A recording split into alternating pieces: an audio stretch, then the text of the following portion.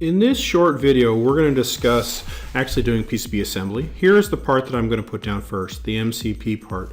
This is a SOT 23.5, and you'll notice that since I don't have a stencil, I begin by putting solder on one of the solder pads.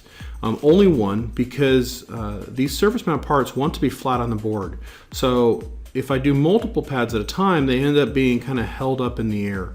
Now I'm doing this work under a microscope, using a camera to record the information, and it's going to be a little rough because this particular setup I have only allows me to use one eye to look through the microscope while I use the other eyepiece for actually recording video. So I'm going to definitely be messing with it quite a bit to get it straight.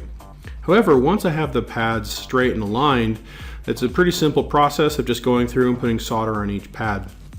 Now you'll notice the size of my iron is massive compared to the pad and the pin itself, and this works okay. It definitely would be better to have a finer tip if possible, but you can do this with a pretty large tip as well.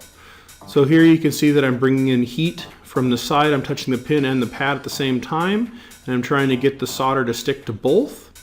And then what could happen, as you see an example of here, is you could actually get a bridge where I've put solder that bridges between the two different, the pad and the two different pads, excuse me.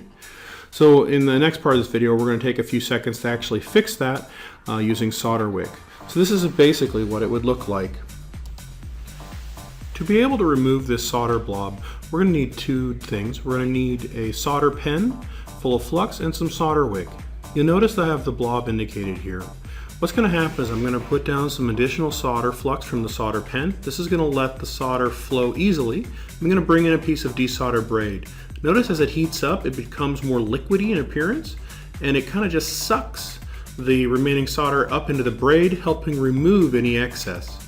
Now this is actually so effective that in fact I can remove enough solder that the part itself actually is no longer connected. So then I'm going to go back through and make sure that I have a little bit of fresh solder on each pin, just to be sure that I have a good solid connection between the pin and the pad underneath. So this has been the basic way of soldering down a SOT 23-5 or similar SMT part. The next video will show a bad example of doing this.